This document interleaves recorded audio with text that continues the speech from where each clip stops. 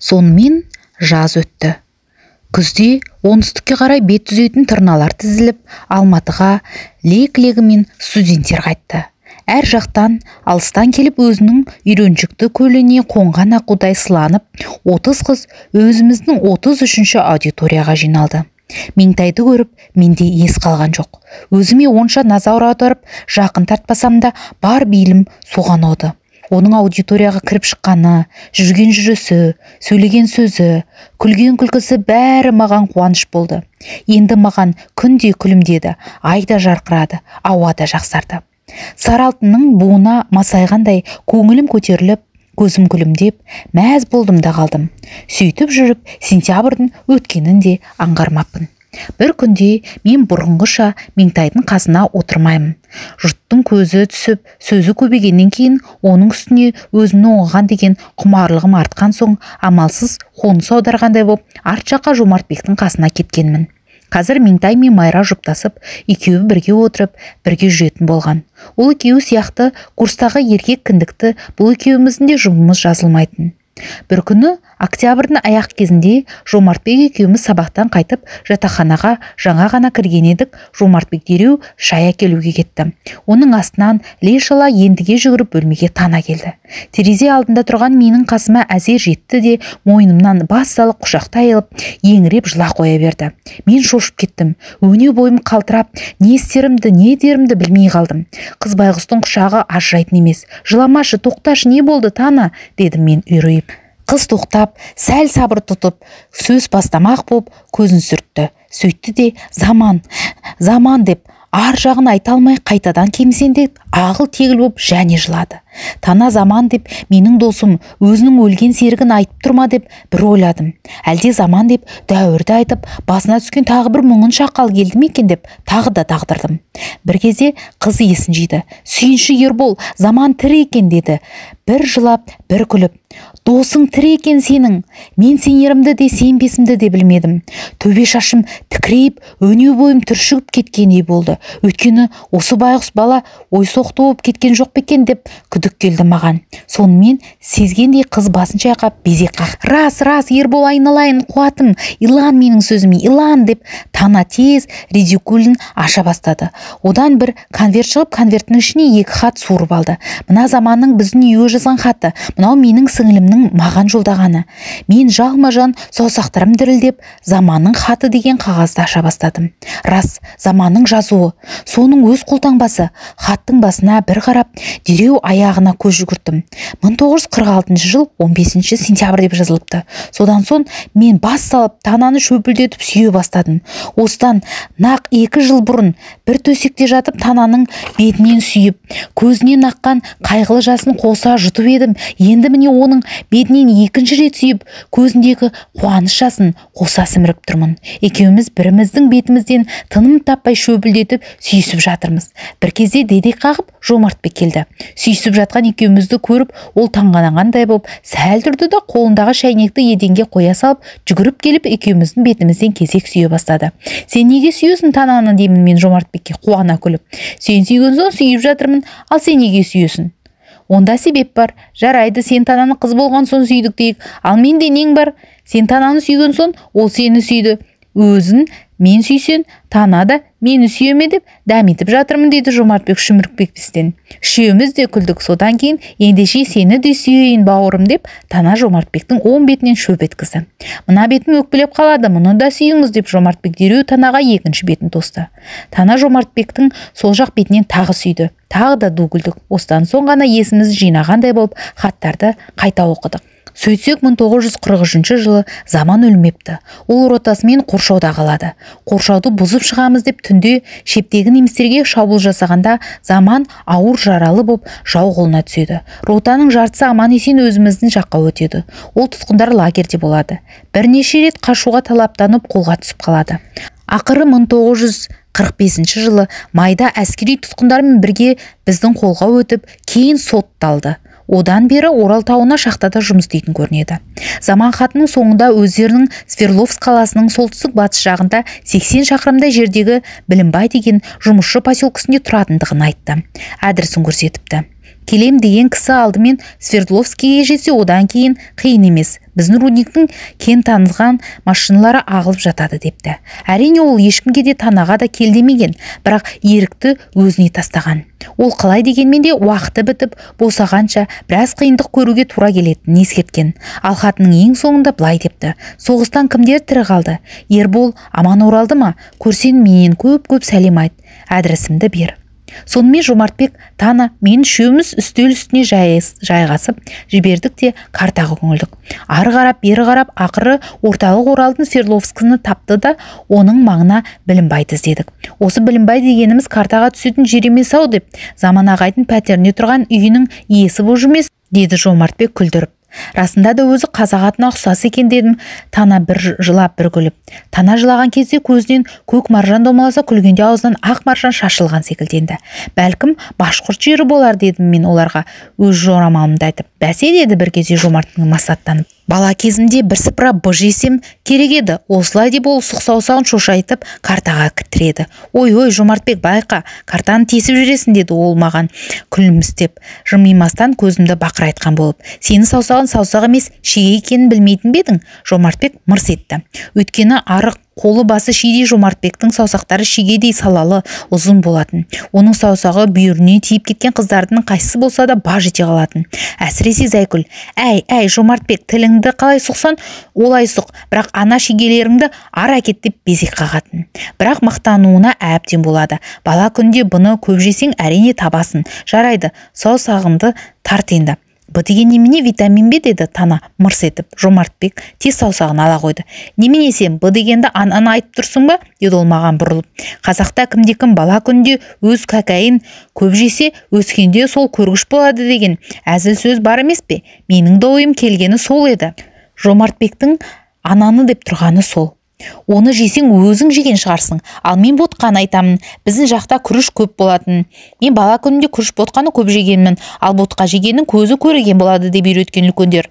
Біздің жақта күрішті жасы қас деп есептейді. Сенің көреген болып жүргенің күріштен емес шығар, дедім мен күліп. Тана да күлді. Басын шайқап Жомартбектің өзі де қосылды. Күлкіміз тыйылғаннан кейін Жомартбек картадан саусағын көтерді. Білімбай картада расында да бар екен. Оған көзіміз түсіп, әрқайсымыз өз ауылымыздың төбесін көргендей қуанысып қалдық. Ал енді не істеймін мен? Деп Тана менің бетіме шыдамсыздана қарап. Сенімен ақылдасуға келдім. Хатты кешке алғанмын. Бүгін сабаққа барғаным жоқ. Мен ойланып қалдым. Заман өлді деп хабар келгелі 2 жылдан асты.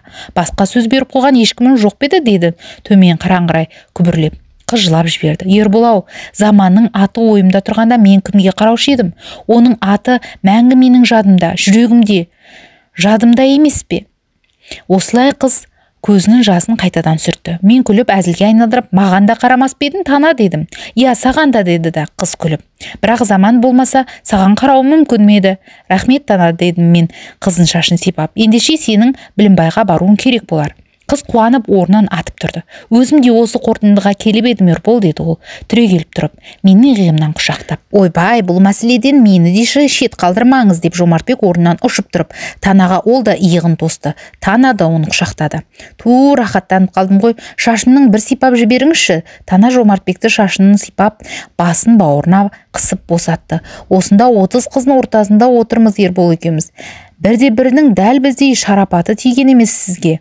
Ербол, ментайға неге құмар десем, қыздың сипағаны жақсы болады екен ғой, шіркін. Үшеуміз де ду күлдік. Күлкі тынған соң Жомартбек байсалды қалпына келді де Танаға қарады. Оқуыңызды қайтесіз, Тана, деп сұрады. Тастаймын, деді Тана бірден. Заманым ана жақта ауыр жұмыста жүргенде оқу, қызық, маған не керек? Барамын, қасында боламын. Ол отқа күйсе, бірге жанамын. Ол су түбіне түссе, бірге батамын. Мен Тананың түрінен шын ғашықтың шешімін тыңдадым. Тананы да ерекенсің ғой айналайын деп іштей құптадым. Ары талқылап, бері талқылап, ақыры біз мынаған келістік. Жемпи берсе, Тана 2-ші курсын бітіргені жайында анықтамалады. Бермесе жүре береді. Артынан жібереміз. Өйткені ол документтерін ала кетсе, Свердловск оқу орындарының біріне түсіп, Заманға жақын жерде орналасады. Ал анықтаманы аттестатымен қоса кейін жіберсек, онда ол сондағы бір институтты сырттай оқитын болады. 80 шақырым жерде институт болса, оны бітіріп алудың не қиындығы бар? Одан кейінгі мәселе қаражат жайында тірелді. Менің жазда курьер корректор болып тапқан 2000 сомдай ақшам болатын. Тананың қаражатына сол жарайды деп есептедім. Әттең бір 7-8 мың сом болса жақсы болар еді деп өзімнен өзім кіжіндім. Бірақ қара табан студенттің құр кіжінгенінен не шығады? Жоққа жүрек жетпегенде ол қалай жетсін? Қашан жүресің? Дедім мен содан соң. Ұшарға қанатым жоқ, Ербол. Тез жүрсем, тез жетсем, тезірек көрсем екен деп қамықты. Мен тынып тұрған бар ақшамды алып, ескі ақшаның кебі ғой онда қобырап, Тананың редикуліне салып бердім. Апырай, Ерболай, деді Тана тағы да тамағына жасты қылып. Мен сенің адал дос екеніңді білгенмін, мынандай мырза екеніңді білмеген едім. Мен бұл сөзді де әзілге айналдырып жіберуге тырыстым. Жолдасың жомарт болса, сен қалай сараң боласың, дедім, күліп Жомартбекті нұсқап. Жомартбек менің осы сөзімді пайдаланып, тез жап ете түсті. Мұны сіз жалғыз Ерболдың бергені деп ойламаңыз, Тана, деді ол қутыңдап. Бұл сіздің жолыңызға Ербол екеуміздің қосқанымыз. Рахмет. Бұл еңбектеріңді тірі болсам ұмытпаспын деп, өтемей және тынбаспын. Әрине, сіздің екі есе ғып өтейтініңізге мен шүбәланбаймын, деді Жомартбек қуақыланып. Әкел қолыңды, бауырым, деді Тана күліп, екі көзі оттай жайнап. Осы еңбектеріңді 3 есе ғып өтейтінімне ант етемін. Мен баж ете қалдым. Қой, Тана, Жомартбек қалжыңдап тұр. Бұның саған қарыз емес, достық қарызымыздың титімдей төлеуі ғана болар бұл. Ана қарызынан кейін өмірде өтелмес үлкен қарыз достық қарызы екенін білесің ғой өзің. Бұл әшейін жол қаражаты болсын дегенім. Бала болып кеткенбісін қайдағын айтып. Мен ашуланған болып аузымды бұртиттым. Айналайын, қалқам, деді ол тағы жылап. Ашуланбашы маған. Тана бір аптаның орайында қалада жүрмек болды. Жомартбек екеуміз билет алып шығарып салуға уәделестік. Ертеңінде бұл оқиға бүкіл біздің курста таралды. Жомартбек менің анада емтихан кезінде Тана туралы айтқан әңгімемнің шын екендігін, Тананың жігіті менің досым Заманның өлмей тірі боп шыққанын, соны естіп Тананың жемпидегі оқуын тастап Оралға жүргелі жатқанын, менің алдағы базарда костюм, пальто, аяқ киім сатып аламын деп жинап отырған ақшамды бір тиынына дейін қалдырмай Тананың редикуліне салып бергенімді бірін қалдырмай қыздарға айтып қойыпты. Қыздардың бәрі танаулары делдеңдеп дүрлігіп алыпты. Распағай, шынба Жомартбектің айтып жүргені деп мен бірінен соң бірі сұрады. Аллай, не деген күшті махаббат, деді Зайкүл жағасын ұстап. Бұл заманда мұндай махаббат болады екен ғой. Мен ойлаушы едім, махаббат анау Қыз Жібек, Баян сұлулармен біткен шығар деп. Я, неге сен олай ойлайсың, деп Майра шап ете түсті оған. Махаббат мәңгілік, ол ешқашан өшпейді деп оқығанмын. Ендеше әр заманның өз махаббаты, өз Қыз Жібегі болады. Бірақ мен махаббат бар екен деп сонау Оралдағы тұтқын адамға төбемнің алтын құямын десе де бармас едім. Қыздар, деді Зайкүл иығын қиқаңдатып. Ол сен ғой, Зайкүл, деді Меңтай көзін алысқа қадап, қатты ойлана отырып. Сонда сен барар ма едің, деп Зайкүл шап ете қалды оған. Мен ғашық емеспін, деді Меңтай бұрылып. Ал шын сүйіп уәделескен кісім болса, әрине барар едім. Раш, шын сүйіп уәделескен кісім болса, Меңтай сөзсіз барар еді деп ойладым мен де ішімнен. Жоқ, Зайкүл, сен барасың. Баратының өзін байқамай отырсын, деді Қанипа қасқа тісін ақситып, көзін қиқылжата күлімдеп. Төбеңнен алтын құямын десе неге бармайсың? Барасын әрине. Өткені Қанипа бұл тұста дауысын да құбылтып жіберді. Ол алтын ғой. Қыздар ду күлісті. Зайкүлдің өзі де күлді. Қайдан білейін, деді ол басын шайқап. Онда барып та қалуы мүмкін-ау, бірақ ол бұл ойынды табан тіремей жатып, тез жалт бұрылды. Әй, алыс қой, бара алмайтын шығармын. Айдаладағы Орал тауы отыр ғой. Мына тұрған Қордай тауының етегінде ауылыма барып келуге де қиынсынамын. Жомартбек әндетіп қоя берді. Бектер мінер сұр қасқа, шабалмас ұр басқа, батырлық байлық кімде жоқ, ғашықтың жөні бір басқа деген емес пе? Ғашық болсаң, қашық болсаң да барасың. Зайкүл апа.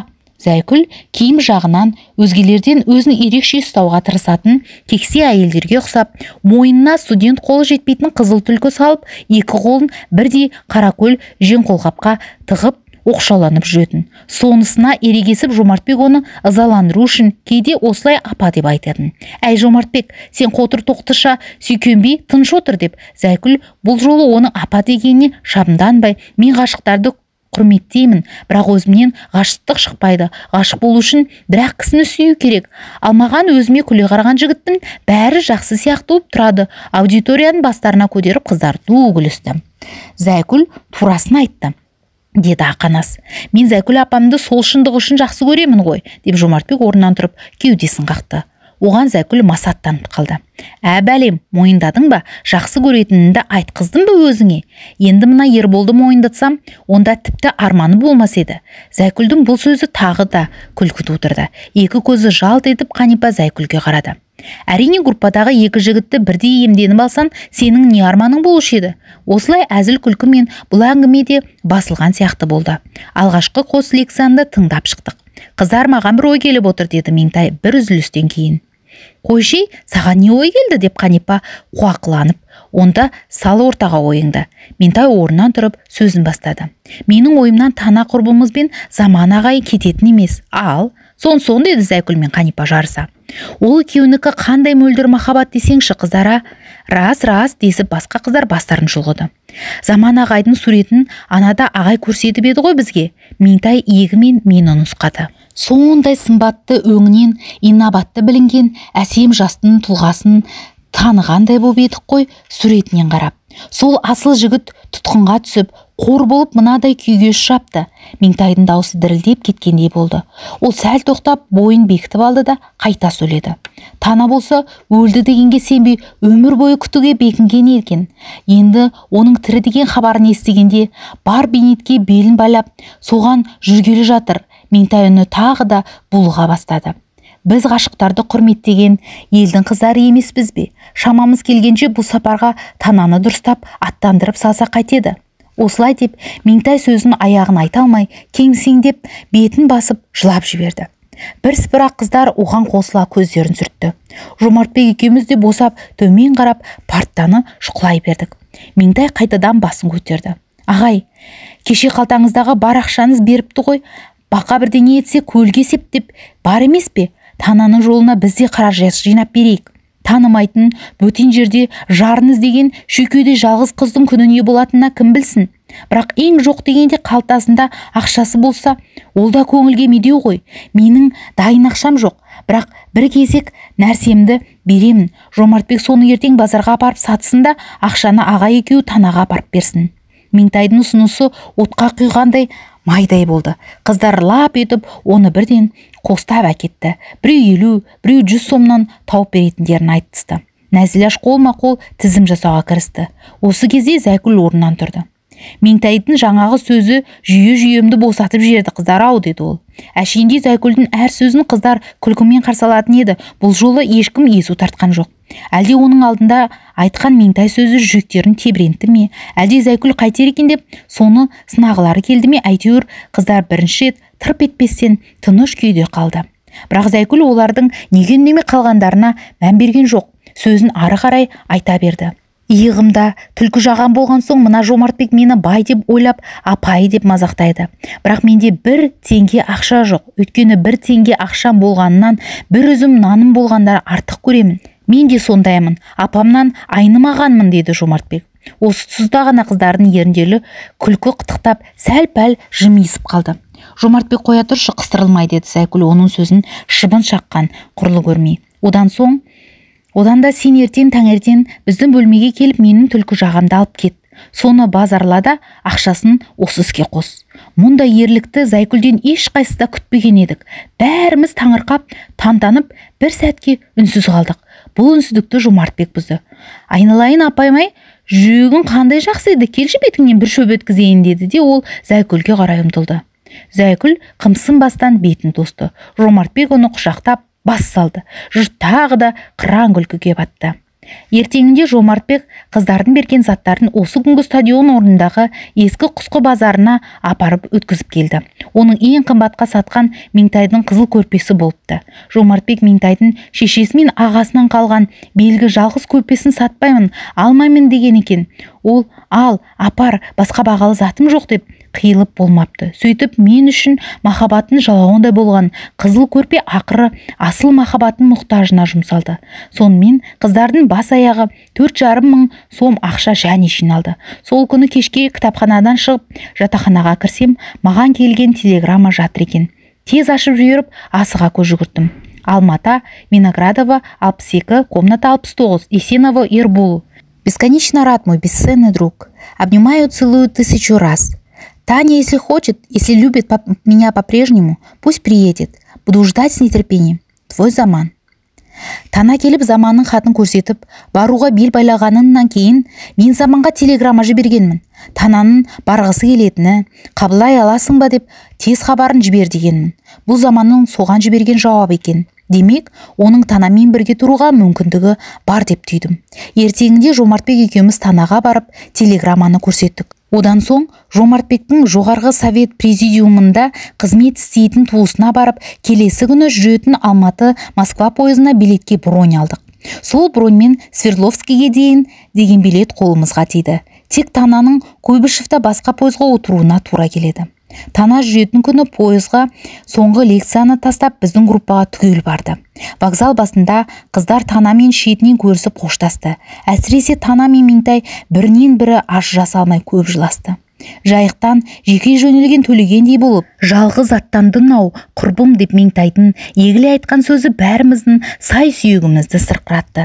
Көзімнің құйрығын қайта-қайта сипалап, ерінімді үсті-үстіне тістелеп, бордай босап, ішімнен егіліп мен тұрмын. Содан соң Тананы вагонға орналастырық та, қош, заманға сәлем айт деп біз қалдық. Алматының қою түні бүркеген поезд ішінде вагон доңғалақтарының рельс қоспасына сар-тұрыс сұрт соғылған ырғағы мен теңселіп, белгісізге бет қойып Тана кетті алысқа. Аяулы ғашық аттанған поездың барлық дүрсіл-гүрсілін жүрегімізде сақтап, біз қалдық перронда. Көктемде топыраққа түскен дән алдымен нәзік сабаққа айналып, артынан уақыты жеткенде бас жарады. Уақыт жеткенде тал бүршіктері өсімдік түйін тастайды. Алмағашы гүлдейді, гүл аузын ашады, шешек атады. Өсімдік үшін осы бір ғажап шақ тек қана жазда болады. Ал махаббатқа мерзім жоқ. Ол жылдың 4 мезгілінің қалаған маусымының сәтті сағатында жүректе гүл жарып келеді. Махаббат гүлденгенде жас адамның аузынан сүйемін деген асыл сөз ақтарылады. Менің Меңтайға деген махаббатымның сол сағатты ноябрьдің алғашқы күндерінің бірінде Никольс шіркеуінің түнгі 11-дегі қоңыраумен қоса соқты. Соның алдында ғана жүрегім өз-өзінен өрекпіп, үйде отыра алмай сыртқа шыққанмын. Жомартбек жоқ еді. Пернеш кітапханадан қайтпаған. Тек Төлеубек қана төсегінде қорылдап ұйықтап жатқан. Соның қорлы ойымды бөлгеннен кейін оңаша жер іздеп, екі жатақхана арасындағы ашық алаңға бет қойғанмын. Калинин көшесі жақтағы жатақхана жанынан басына темір телпекті шамы орнатылған биік бағана түбінде ұзын орындық болушы еді. Соны бетке алып, аттай бердім де, онда біреудің отырғанын аңғардым. Аяңдап қасына келсем, ол отырған Меңтай болып шықты. Оның Меңтай екенін танығанда жүрегім дір ете түсіп, өз-өзімнен дегбірсіп кетіп, састым да қалдым.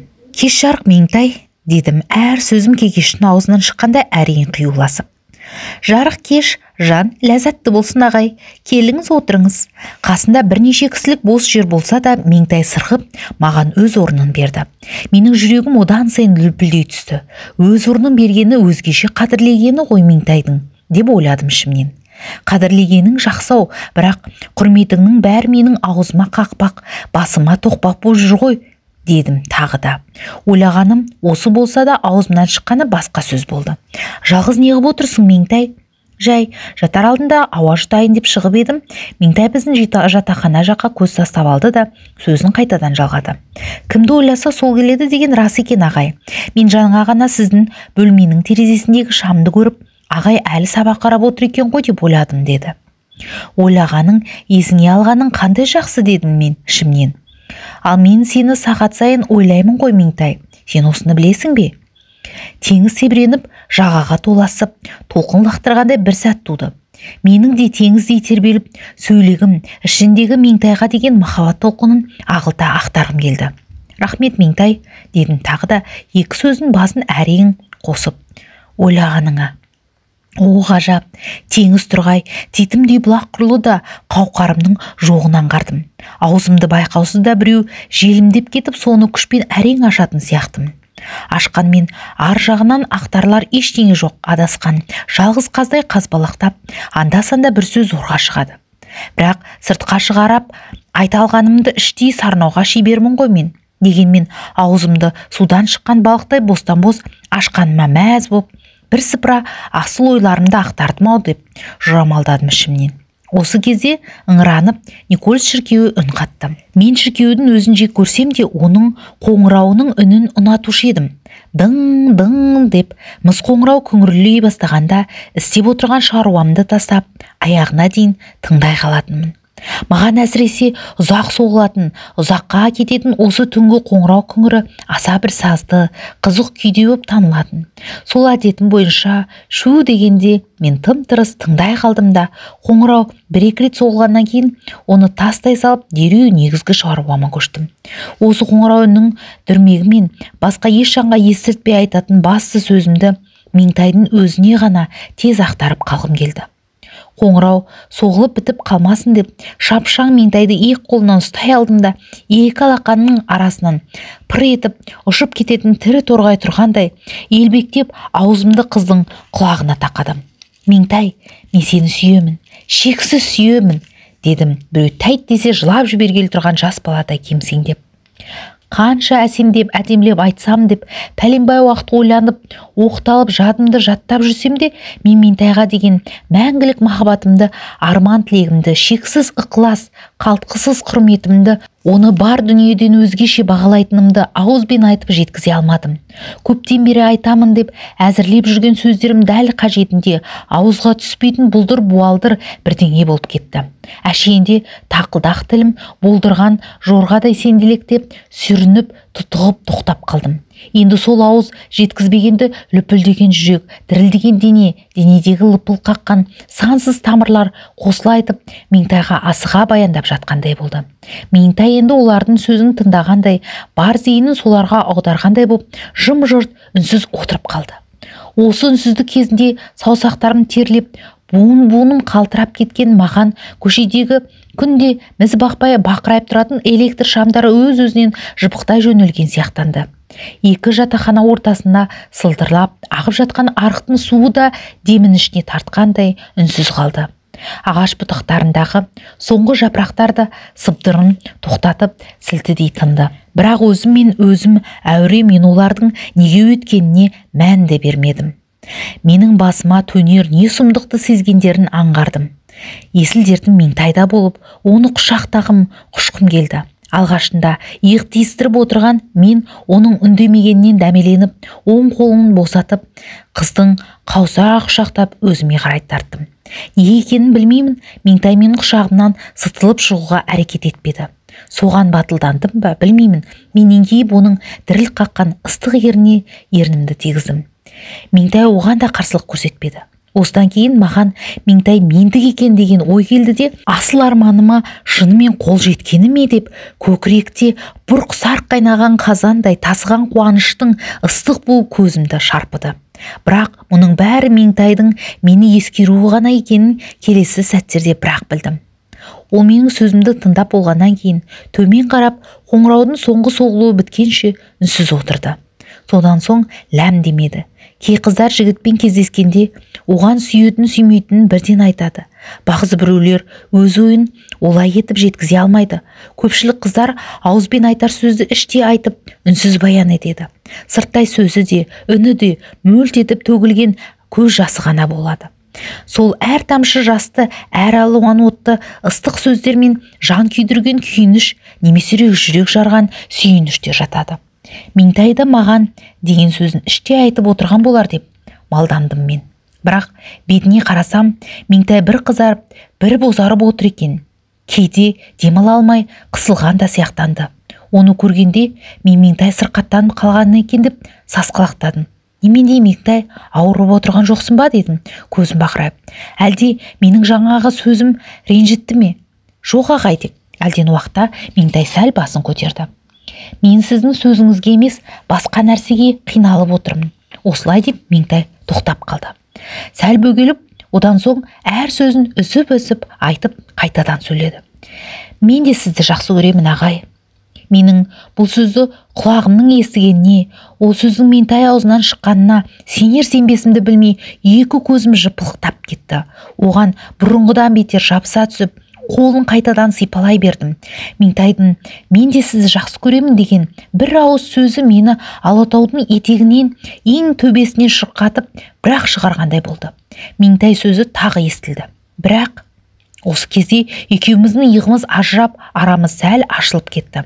Маған бірақ деген сөз жалғыз сөз кенет жер жарылып, Меңтай екеуміздің арамыздан түпсіз шыңырау шыға келгендей болып көрінді. Сол шыңыраудың Меңтай бір жағында, мен бір жағында қалған сияқтандым.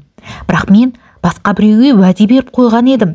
Меңтайдың ендігі сөзі маған алыстан, шыңыраудың арғы жағынан әрең естіліп тұрғандай болды. Сіз Совет одағының батыры Мәлкен Ғабдуллаевты білесіз бе? Білсеңіз, менің ағайым Жүніс Ербосынов соғыста сол кісінің қарамағында қызмет етті.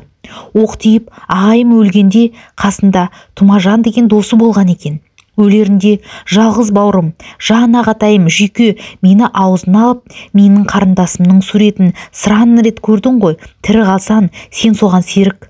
Сүйеу бұл өмірлік жар ет. Меңтайға менің өлер алдындағы осы өсиет тілегімді жеткіз депті. Тұмажанға ауызша айтқан өсиетін хатқа түсіріп және беріпті, деп Меңтай көкірегі жарап бір күрсініп қойды. Соғыс біткеннен кейін жігіт еліне барып, елінен мені іздеп, осында келіп, ағайымның қалай өлгенін баяндап берді. Ең соңында ағайымның өмірден өтерде аузынан шыққан ақтық сөзін, өсиетін жеткізді. Мен солқылдап көп жыладым. Көп уақытқа дейін өксігімді баса алмадым. Жігіт қасымнан кетпей отырып алды. Мендік боламын деп маған уәдеңді бер деді. Жанымдай көретін жалғыз ағамның өсиеті солай болған соң, және ел қорғап соғыстан келген жігіттердің жақсы жаманы жоқ шығар деп ойладым. Жарайды деп уәдемді бердім. Меңтай терең бір дем алып, сөзін аяқтауға кірісті. Бар мән-жай осы ағай. Мен ол жігітті сізден артық демеймін. Айта берсеңіз қандай екенін де білмеймін. Ендігісін өзіңіз біліңіз. Тұмажанды таста, уәдеңді бұз дейсіз бе? Оны өзіңіз айтыңыз. Мен сізге сенемін. Бұз десеңіз бұзып-ақ кетейін, ағатай. Меңтай осылай деп айтарын айтып қалды да, бірақ бекер айттым-ау деп өкінгендей тез тағы да сөйлеп кетті. Бірақ уәде бұзған адам оңам ағай. Уәдеге беріктік адамның асыл қасиеті болу керек қой. Ендеше қайтып бұзамын мен ол уәдемді. Енді Меңтай емес, мен қиын жағдайға қалдым. Ол ендігі билігін өзіңіз айтыңыз деген жаңағы соңғы сөзімен менің махаббат пен адагершілігімді сынға салғандай болды. Таразының бір басында мен, екінші басында Меңтай сұрған сияқтанды. Қай жағына ауарын білмей, таразы дірілдеп, ұзақ тұрып қалған іспеттендім. Бір кезде оның Меңтай жақ басы дір етіп қозғалып, бұлдырап кетті. 4 жыл бірге болған майдандас достарым есіме түсті. Ол кездегі бәріміздің бірінші арманымыз жауды жеңу болса, екінші арманымыз соғыстан соң бір-бір жақсы жар құшып, жарасты өмір кешу еді. Көп жолдастарым осы арманына жетпей өліп кетті. Тұмажан да көкірегіне сондай арман тұтып, аман келген азамат шығар. Ендеше оның серттескен қызын бұзып алу солдатқа жасаған қиянаты болар. Мұным адамшылдыққа жатпас, арсыздықпен шектесер деп ойладым. Жоқ, қыз мені жақсы көремін деп тұр ғой. Ендеше неге бөгелемін? Бұз дейін уәдеңді, бұздырайын деп тағы қобалжыдым. Осы кезде баяғы танкпен жекпе-жек шайқасында өлген өз достарым көз алдыма келді. Олар бірінен соң бірі жоқ сержант, өйтпе, азғырма солдаттың серттескен қызын деп бастарын шайқап тұрғандай боп көрінді. Наводчигім өзіммен өте сырлас еді. Сәлима күйеуге тиіп кетіп, мұңайып отырғанда ол келіп арқамнан қағып, жан табылса жар табылар сержант, уайымдама деп жұбатқан еді мені. Сол наводчигім ерекше мұңайып, жан табылса жар табылады ғой сержант, сен тірі қалдың, жаны кеудесіндегі кісінің жар жолында, алдында емес пе? Тағы ілгері жүр, ізде, табасың әлі. Бүркітбай сенің Сәлимаңды бұзып алғандай күйінгенің есіңде ме? Ендеше өзіңмен қарулас болып, жеңісті бірге шындаған солдаттың жанын жаралама сержант, өтінемін деп тұрғандай болды. Біресе көзіме заман елестеді. Маңдайына түскен қою шашын сілкіп тастап ол, әй, мен сенен мұндай қиянат шығады деп ешқашан ойламаған едім деп теріс айналған іспеттенді. Жоқ заман, дедім мен оған іштей үн қатып. Мен қиянатқа қаспын, азғырсам жігітке қиянат, ыстық уәдесін бұздырсам қызға қиянат. Сенің досың қос қиянатты арқылай алмайды. Солдатты қадірлегендіктен, қызды сүйгендіктен өйте алмаймын мен. Жоқ Меңтай, олай болса, дедім мен еріндерім дірілдеп, өн бойым қалтырап, мен саған сертіңді бұз дей алмаймын. Алтыбақан тепкен екі адамның бірі төмендегенде екіншісін шырқып жоғары көтерілетіндей таразының меңтай жақ басы биікке бірақ шықты. Онда буынсыз жерге пышақ ұрып, орынсыз қинағаныма ғапу еді. Міне осылай дедім. Бұлай дейтінім, тілі шабан, тілегі жүйрік ауыл баласымын ғой мен. Уәдеге берік, антқа, адалдыққа жоғары бағалап, оның өзіме келтірер залал зиянын пайымдап, жатпастан өз үкімімді өзім шығардым сөйтіп. Әккілігі жоқ, аңғал, адал көңілдің жүрегіме бала жасымнан үйіп, ұялаған адалдықтың сөзін айттым. Адалдық, тазалық, шыншылдық, туралық, емшек сүті, мектеп өнегесі, әскер тәрбиесімен бойға сіңген қасиетім ғой менің.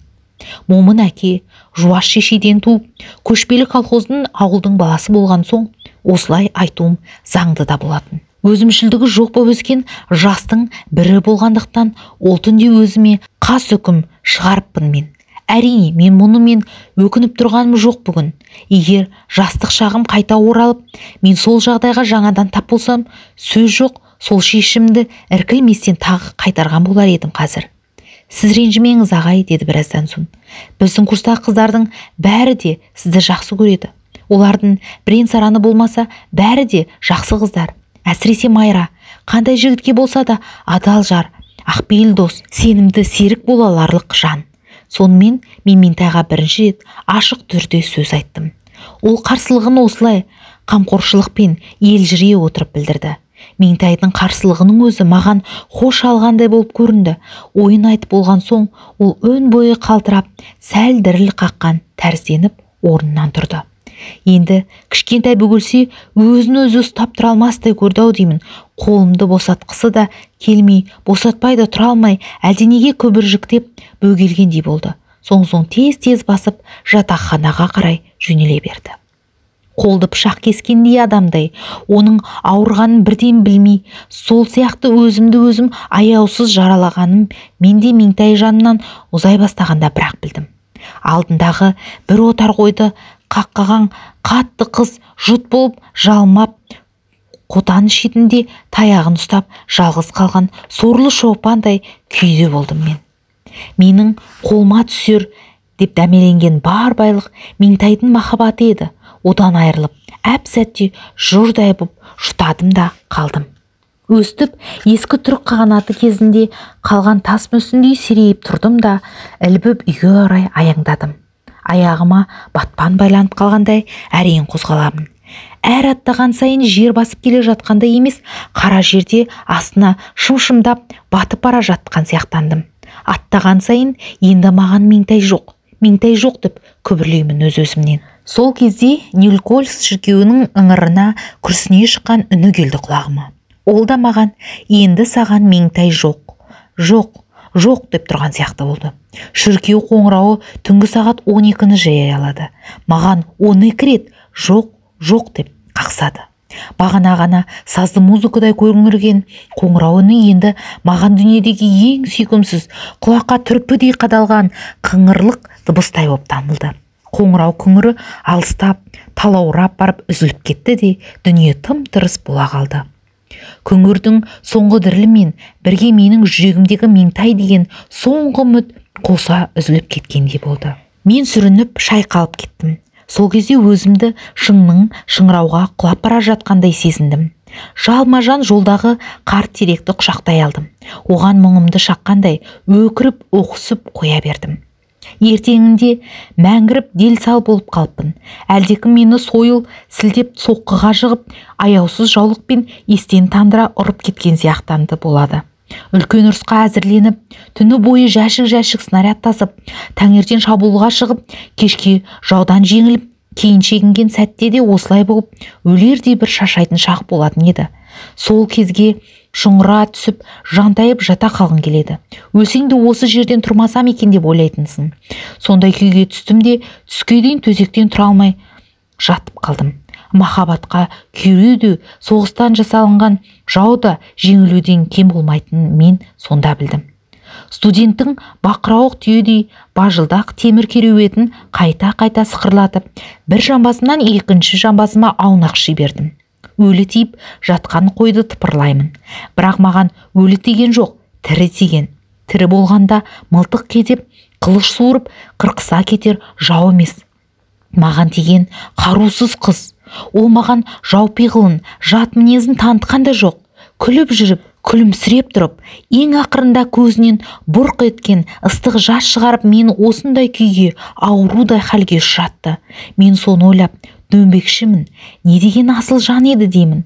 Меңтайдың көз қызығып, көңіл сүйсініп, тамаша етерлік сырт тұлғасына ішкі адамгершілік парасаты қосылғанда адамды тебірентпей, тербелтпей қоймайтынын енді ғана білгендей болдым. Оған алғашқы көрген сәтімнен бастап көп күндер бойы ғашық болып жүргенімнің не себебін сонда ғана аңғардым. Бұған баға жете ме? Жоқ, жетпейді деймін өзімнен өзім ойланып жатыр. Сонда баға жетпес қыздың айырылып қалғанымның жүрегім сыздап, жарылып кетердей болып екінші жамбасыма қайтадан аунаймын. Жұдырықтай сорлы жүректің өз денемді төсек үстінде олай бір, былай бір лақтыруға ғана әлі келеді. Сонысымен ол маған қарсылық білдіріп, назарлық айтып жатқан секілденді. Сен неге Меңтайға тек сені сүйемін, тек қана менімен бол демедің? Деп мені жазғырып, жазалап жатқандай және ұқсайды. Осы арада Меңтайға жазда емтихан бітіріп, 33-ші аудиторияда сауық өткізген кештің түнінде шығарған өлеңімнің бір шумағы еріксіз есіме түседі. Бәрі аз бағасына барлық санның, тәштағы дүние мүлкі патша ханның, Меңтайды мәңгі құшып сүйетұғын бар екен не арманы Тұмажанның. Өлеңнің аяғындағы жігіт жанның деген сөзін Тұмажанның deyip қалай өзгерткенімді өзім де аңғармай қалдым. Жоқ, енді Меңтайға өлең шығармаймын дедім өзімнен өзім, ішімнен ант еткендей. Меңтайға ешбір өлеңнің керегі жоқ. Меңтайға керексіз дүние маған да керексіз. Жоқ, енді мен Меңтайды көруге де құмартпаймын. Енді мен оны ешқашанда ойламаймын. Бірақ ғашықтық ойы басқа да, ісі басқа болады екен. Ғашық көрмеймін, бармаймын десе өзінің қалай барып қалай кездескенін де білмей қалады екен ғой. Сол мен үшін қайғылы түннен кейін Меңтайды ертеңінде кешкі театрда кездестірдім тағы да. 1-2 минуттай ғана қасында тұрдым. Содан кейін мен оны расында да бірнеше күннен соң бірақ көрдім. Бәлкім 1 аптадан кейіндей болар шамасы. Түнде Жомартбек, Пернеш, Төлебек үшеуі шырт ұйқыда жатқан. Сағат 1-дің мөлшерінде жатар алдында аз ғана ауа жұтпақ болып аулаға шықтым. Ауладағы Меңтай екеуміз ажырасқан орындыққа еріксіз көз салдым. Осындай оңашада анада Меңтай отырған жерге барып отырғым келді. Неге екенін білмеймін, ол отырған орындықтың тақтайын алақаныммен бір сипасам деп ойладым. Бәлкім онда Меңтайдың жұмсақ қолдарын қайта-қайта сипағаным еміс-еміс есіме келген болар. Ол сәтте орындықтың қатты тақтайы қыз қол емес екенін ескермеген де шығармын. Қарасам, оңаша орындықта айнала құлаққа ұрған танадай жым-жырт тыныштықта бұйығы біреу отыр. Жақындап келсем, Меңтай екен. Жағын таянып, шынтағын тізесіне тіреп, төмен қарап қалыпты. Менің тықырымды сезбегендей селт ететін емес. Жүрегім кеудемді ұрғылап, тағы да дүрсілдеп қоя берді. Жүрсеңші, Тұмажанды таста, мені сүй деп, жалынсаңшы Меңтайға, аяғына жығылсаңшы жылдам деп, тағы да зарлап, жылап жіберген іспеттенді. Енді Меңтайдың жанына жақындамаспын, оған ешқашан бір ауыз тіл қатыспаспын деген антымды мен бір жола ұмыттым. Жел қуған қамбақтай домалап, жанына жетіп барғанымды өзімде аңғармай қалдым. Сәлеметпісің Меңтай? 7 түнде неге жалғыз отырсың? Бір жерің ауырғап отырған жоқ па? Жабырқаусың ғой өзің, дедім оған, бірнеше сөзді бірақ лақ еткізіп. Бірнеше күн кездеспегендіктен бе, ол маған шынында да ауырып, жүдеп қалғандай болып көрінді. Жоқ, қазір саумын ғой, деді Меңтай жауап сәлемін айтқан соң. Жай, басым ауырған соң далаға шығып едім. Бірсыпырадан бері қайда болдың? Ауырып үйде жаттым. Не дейсің? Қыздар маған айтпады ғой. Мен қыздарға айтпаңдар, ағай босқа мазасызданбасын дегенмін. Отырыңыз. Мазасызданбады деп менің қамды ойласа, онда әлі менен безбегені ғой, кет әрі емес болғаны ғой деп ойладым мен қуана бастап. Мүмкін Меңтай менің әнеугүнгі өтінішімді қабылдаған шығар. Сонда мен де сізді жақсы көремін деп еді ғой. Бәлкім сол жақсы көргені жеңген шығар. 10 күн ойлап менің тілегімді қабылдауға бел байлап, бүгін мені әдейі күтіп отырған болар. Меңтай, дедім мен оның қасына отырғаннан кейін, әнеу күнгідей оның қолдарын қос қолымның арасына алып. Мен, я, сіз, деді Меңтай қоңыр үнмен. Өткен жолы сен Тұмажанды таста деңізші, уәдеңді бұз деңізші. Сіз солай десеңіз, мен бұзып-ақ кетейін деп едің ғой. Мен солай дегелі келдім саған. Сөйтші, Меңтай, мен сені жанымдай жақсы көремін. Жоқ ағай, кеш қалдыңыз, деді Меңтай қапалы үнмен. Неге кеш, неге? Деп мен оны өткен жолғыдай етіп тағы да құшақтай бастадым.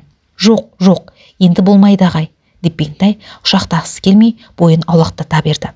Неге болмайды, дедім мен. Оны бас салып құшақтағаным әрі қысылып, әрі оның өткен жолы емес, дәл бұл жолы бұлқынғанына таңданып.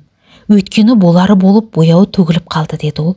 Менен сәл алысырақ сырғып барып, төмен қарап отырып, соншама бір солғын бәсең үнмен.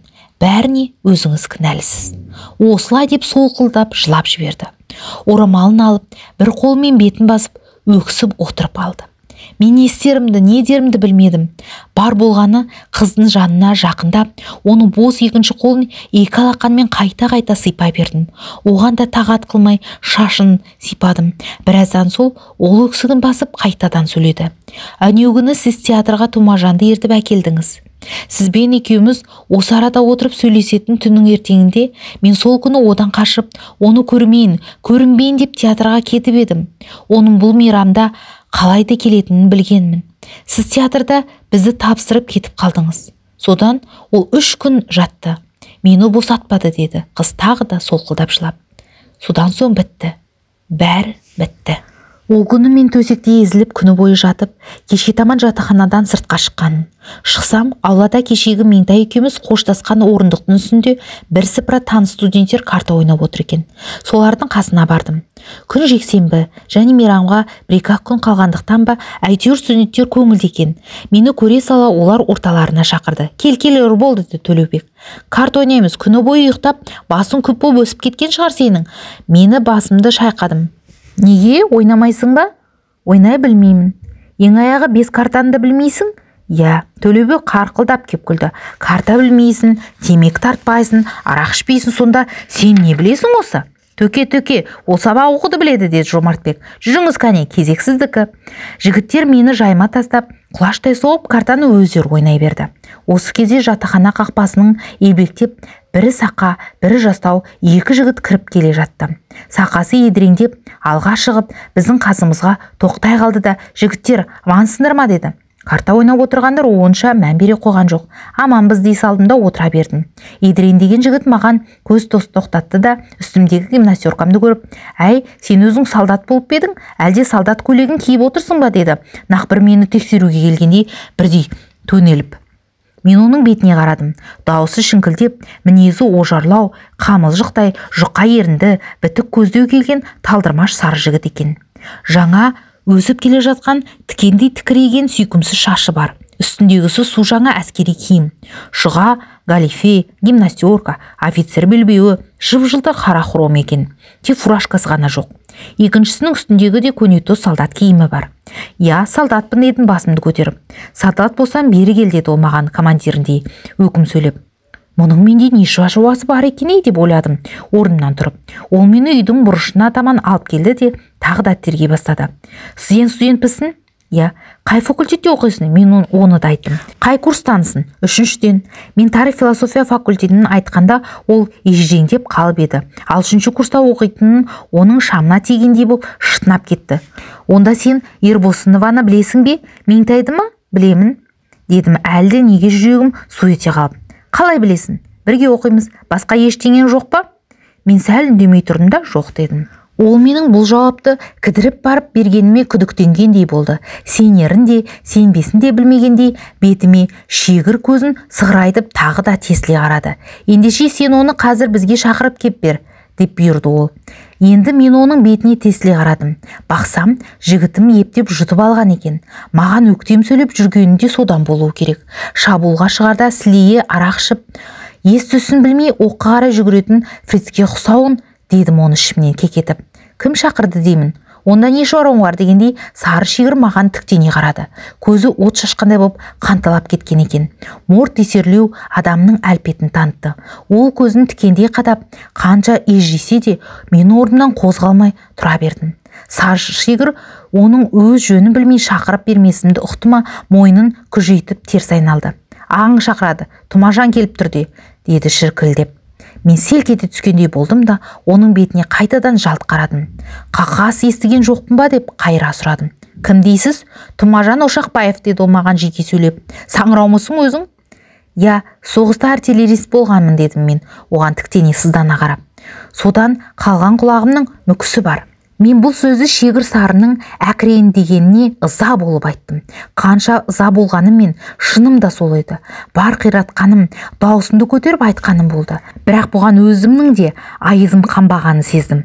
Содан соң лақ еткізіп аузыма келген бірінші сөзді және қатты айтып қалдым.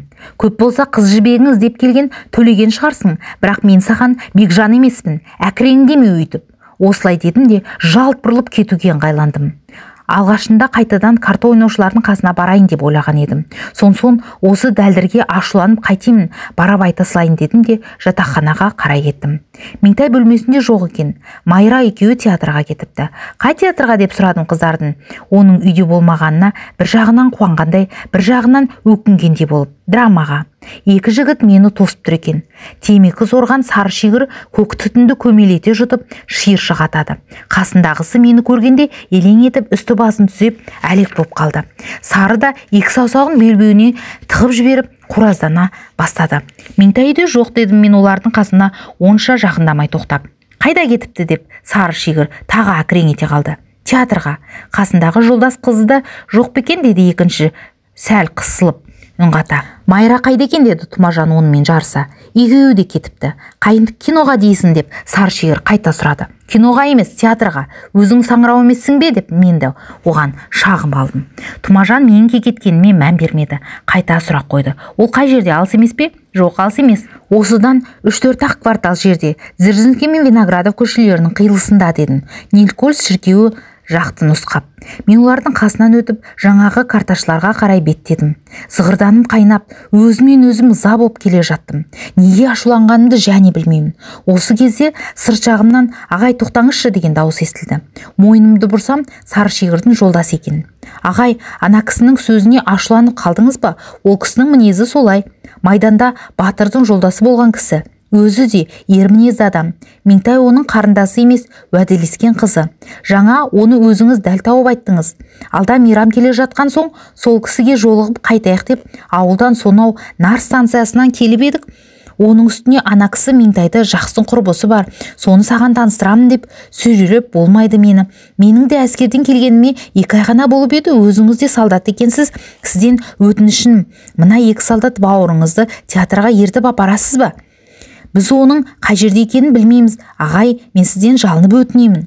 Осылай деп Тұмажанның жолдасы лақ еткізіп бар сырын бір-ақ айтты. Және іші бауырыма кіре өтініш етті.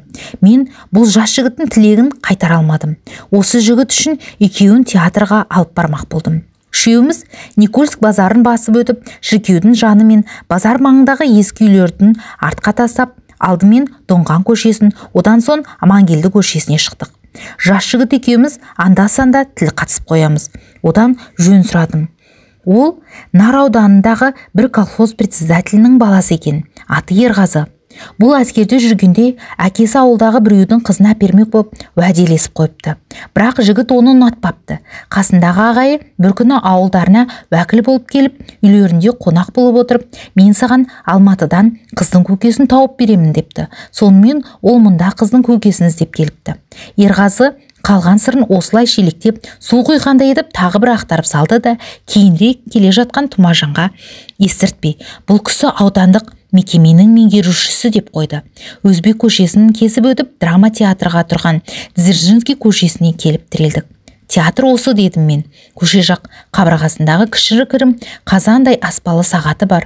Бүйіріне сыйған әйелдердің киіміндей әртүрлі алабажақ афиша қағаздары жапсырылған жатаған өзен пароходына ұқсап үлкен үйді нұсқап. Бұдан біз қалай табамыз, деді Ерғазы апалақтап. Билет алып ішіне кіріңіздер. Қазір ойын басталып кетті ме екен? басталған болар. Бірінші акт бітіп, жұрт үзіліске шыққанда тауып аласыздар ғой. Арттан ырғала басып Тұмажан келді. Ол келе сала театр қабырғасындағы афишаға үңілді. Онда көрсетілген спектакльдерді бір-бірлеп оқи бастады. Бүгін Қобыланды екен ғой, деді ол. Я, Қобыланды екен, деді Ерғазы. Әр Дан Кихоттың өз Санчо Пансасы болады, дедім мен ішімнен. Сонсон бұрылып өз жөнімен кетуге оңтайландым. Тоқта, сен қайда барасың, деп Батырдың жолдасы дегбірсізденіп. Театр осы, керек кісілеріңізді осыдан іздеп тауып алыңыздар. Әй, сен тауып берсеңші, біз қалай табамыз?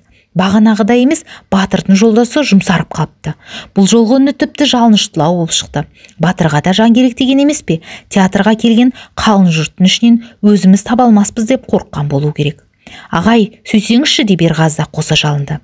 Мен олардың бұл өтінішін тағы да жерге тастай алмадым. Ішке кірсем, фойеде кассирден басқа ешкім жоқ екен. Ойынның басталғанына жарты сағаттай болыпты. Бірақ билет бар екен. Мен қойны қонышымды тінтіп, әрең дегенде балконға кіретін билеттің ақшасын жинап алдым. Бұл ертең тамақ ішуге тиісті ақшам болатын. Намыстанамын деп жаңағыларға ақшамның жоғын да айтпадым. Ішке кіріп, қараңғы дәлізбен өзіміз әзілдеп студенттер ложасы деп аталатын балконға көтерілдік. Қап-қараңғы есіктен ішке бас сұқтым. Сахнада сәнді сарай көрінеді. Бұл Қобыландыға жау ел Қызылбас жұртының ханы Көбіктінің сарайы. Сарай алдында кекелеп, өзінен өзі қойқандап Батыры Қазан жүр. Осы арада сыртта қалған Тұмажан ойыма түсті де, екі заманның екі есер Батырының бір-біріне ұқсауай, дедім ішімнен. Bir жақтан сыздана алшаңдап Алшағар Батырмен шықты. Екеуі хан қызы Қарлығаға таласып, біріне бірі сапалып жүгірісіп, текедей тіресті де қалды. Балконның ең артындағы түрегеліп тұрып көрген бұл көрініске мен мырс етіп тағы да күлдім. Жаңағы Тұмажан екеуміздің жатақхана жанындағы шарпысқанымыз ойыма түсіп кетті. Бұлар да қызға таласып жатыр екен ғой, дедім ішімнен. Сахнадағы бұдан кейгі көріністерге жете назар аудармадым. Бар болғаны Көкланның шашы жалбырап, зу-зу, арзу деп сахнада ұшып жүргені. Қарлығаның өзіне құмар қос Батыр Қазан мен Алшағырға қыр көрсетіп, жалаң қылышты жарқылдата бебелеген есіме қалды. Бір кезде жарқ етіп шам жанды. Жұрт орындарынан тұра бастады. Үзіліс болғанын мен сонда ғана білдім. Жалма-жан балкондағы жұртқа бір төменге бір қарап, өзі арық мойнымды қылтыңдатып соза бастадым. Жоғарыға шапшаң көз жүгіртіп, төмендегі жұрт арасынан іздеуге асыққандықтан ба, балконда біздің қыздар жоқ сияқты көрініп, тез төмен қарай жүгірдім. Жан-жағыма алақтап, көз салып, әркімге бір тесіле қарап, елпеңдей басып келе жатыр едім. Сол кезде фойедегі жұртты қақ жарып, таныс бейтаныс адамдармен қайта-қайта бас изеп, сәлемдесіп көрермен қауымға мейірлене, белдене жымиып, сол жымиюмен жан-жағын шуақты жылу шашып, маңғаз аяңдап профессор Әуеновтың қарама-қарсы кеп қалғанын бірақ аңғардым. Жалма-жан шетке бұрылып, «Мұхит аға, сәлеметсіз бе?» деп оң қолмен кеудемді басып бас идім. «Бәле, бұл Ербол сенбісің, Қобыландыны көруге келдің бе?» деп Әуенов бұрылып келіп, мені білегімнен алды. Осы арада мен көптеген таныс, жүздеген студенттер бар Әуеновтың адам аттарына соншама зеректігіне таң қалдым. Профессорға сәлем беріп тұрып, бұл кісі менің жүзімді танығанымен атымды біле қояр ма деп. Күн сайын алдынан топ-топымен өтіп жатқан шәкірттерінің қайсының аты жөнін біле береді екен. Менің есімім де есінен шыққан шығар деп ойладым. Жоқ, олай емес екен. Профессор мені өзінен ілесе жүруге екем деп сөзін жалғады. Қобыландыны көруге келгенің абзал болған, көру керек. Жалпы театр көп барғаның, спектакльдерді көп көргенің дұрыс. Мен Ленинградта оқыған әрбір жаңа спектакльді босатпай көретінмін. Кітаптан оқығанды көп нәрсе көзден таса қалып қояды, ал сол оқығаны сахнадан көрсең, ол ешқашан ұмытылмастай есіңде жүреді. Сахна тәрбиесі деген ерекше тәрбие. Ол ұғымды, жұғымды, ұтымды болады, Ербол. Жалпы өнердің бәрі ұстаз ғой, ал ұстаздардың ішінде тыңдаушының құлағына құйып беретін бір сұңғыла, шешені, ұқпас, ерік алдында қоймайтын өзгеше сауаттысы болмай ма? Ендеше театр өнерінде сондай ұстазға пара-пар деп білуің керек. Театр бос ермек, орынсыз күлкінің орны емес, ол ақыл мен сезімге нәр беретін орын. Әуенов өзінің теңіз ырғақты үнімен тебірене сөйлеп кеткен еді. Мен даладағы екі жігітті де, театрдың өзім іздеуге келген екі қызды да ұмытып, профессордың шабытты сөзін үйіп тыңдап қалған болатын. Осы кезде біреу көлекелеңдеп келіп, қос қолын бірдей ұсынып, Әуеновтың сөзін бөліп жіберді. Онымен амандасқан кейін профессор қайтадан маған қарады. Орның бар ма өзіңнің? Қай жерде деп сұрады. Бар Мұхит аға деп мен саусағымды шошайтып төбені нұсқадым. Орным балконда дегенім. Менің қасымда бірінші қатарда бір бос орын тұр. Мен саған ақша берейін Ербол, егер сол орындардың бір шын бос болса билет ал. Орын болмаса ақша қалтаңда қалсын. Басқа бір керегіңе жаратарсың. Өз орныңда отырып көре бер деп, Әуенов жұрт көзінен тасылай қалтасынан 100 сом суырып, менің алақаныма салып, жұдырығымды өзі жұмды. Сон иығымнан қағып, бар, тез билет алып кел Ербол деді. Мен рахмет Мұхит аға деп міңгірлеп, өз-өзімнен қызарып, сыртқа есікке қарай аяңдадым. Есікке тақағанда бүйірден бір таныс дауыс құлағым шалынды. Я ағай, кімді іздеп жүрсіз? Жалт қарасам, Майра екен, қасымда Меңтай тұр. Сендерді дедім, қуанып кетіп. Қайда отырсыңдар өздерің? Бағанадан бері шарқ ұрып таба алмай жүрмін. Сөйтсем олар балконда нақ менің алдымда иегімнің астында отырыпты. Мен жарты сағаттай қараңғыда солардың желкесінде тұрыппын. Я, ал неге бізді іздедіңіз деп сұрады Майра. Меңтай да бетіме қарады. Бұл сұрақты ол маған үнсіз қойды. Менің жүзімнен өзіне аса қажет бір нәрсені іздегендей боп, қымсына, қиыла, үміттене үзіле қарағандай болды. Сәл тобарсыңқырап тұрып, жұқа ерінің жиегін күлкі қозған еткен іспеттендім. Содан соң лезде ерінің жымырып, орынсыз келген күлкіні қымтап, тас қылып бекітіп тастаған сияқтандым. Жай, бір кісілер іздеп келген екен екеуіңді, солар тауып бер деген сон. Я, ол кім деді Майра, сөзімді аяқтатпай маған қарай, сәл ентелей түсіп. Меңтай үндемеді. Қайта менің бір кісілер екеуіңді іздеп келіпті деген сөзім оның иығынан батпан болып басқандай, жаңағы күлкі қозған ернін жазалағандай боп, аяусыз тістелеп төмен қарады. Я, қандай кісілер? Әйел ме, еркек пе? Айтсаңызшы тез. Екі жігіт. Бірі Меңтайдың ағасымын, атым Тұмажан дейді, дедім мен, бәсең солғын үнмен. Меңтай селк еткендей боп, ернін одан сайын тістелеп, теріс айналып кетті. Неге әкелдіңіз оларды? Әкелмеуіңіз керек еді деді, қынжылған қалып білдіріп. Мен сасып қалдым. Біреуге істеймін деген жақсылығым екінші біреуге жамандық болар деп ойламаған басым, не айтарымды, не дерімді білмедім. Жік жапар болып жалынған соң қайдан білейін, және уәдем бар демеп пе едің өзің? Меңтай қиналғандай боп басын шайқады. Онысы уәдем жоқ дегені ме, әлде тағы да бекер әкелгеніңіз дегені ме, оны анық ұға алмадым. Ендеше көргенім жоқ, таба алмадым деп айтыңызшы, деді ол жалынғандай боп. Мен қысылдым, не дерімді білмедім. Бар аузыма түскені, Меңтай-ау, қалай өтірік айтамын деппін. Я, рас, ағай не деп өтірік айтады деді Майра. Жүр шығайық, әдейі іздеп келген кісілерге шықпау ұят болады. Ол Меңтайды білегінен ұстап, сыртқа қарай икемдеді. Меңтай басын шайқап, күрсінді де, ал баста дегендей ишара жасады. Байқаса, бетінде қан қалмай, бейне бір өлімге бара жатқан адамға ұқсап, қуарып кетіпті. Мен өзімді Меңтайды жігітімен жүздестіруге емес, дар ағашына қарай айдап апара жатқан жендеттей сезініп, қалбалақтап алға шықтым. Онда мен жоқ екен деп айтайын дедім. Қыздар менің бұл сөзімді естіді ме, естісе де енді кеш деп елемеді ме, ілбіп ілгері жүре берді. Жігіттер сыртқы дәлізге кіріп, бір бұрышта күтіп тұр екен. Шегір көз сар қыздардың көргенде құлып сала берді. Жылмиып, маймаңдап басып, бізге қарай ұмтылды. Иіліп, иіріліп, еңкейіп келіп Меңтайға бас иді. Аяғын сарт еткізіп жіберіп, оның қолын алды да алдымен ернін тигізді. Содан соң алақанын апарып бетін басты. Меңтайдың қолын жайлап босатып, тез Майраға қарай бұрылды да аяғын тағы да сарт еткізіп, жаңағы жасағандарын жылмия тұрып қайталауға кірісті. Апырай, мына Тұмажан бір емес, екі кісі болып кетті-ау деп ойладым мен, оның мына қылықтарына қарап тұрып. Жаңа маған соншама сызданып еді, енді қыз алдында құрдай жорғалауын қарашы. Бикештер өздерін қашып ұстататын емессіңдер ғой, деді ол қыздарға қырлана үн қатып. Біздің аяғымыздан тұсап арқандап кеткен ешкім жоқ шығар, деді Меңтай сабырлы үнмен. Шегір көз сары иығымен қозғап ұрынбақ болып қопаңдап қалып еді, одан бұрын Майра сөйлеп кетті.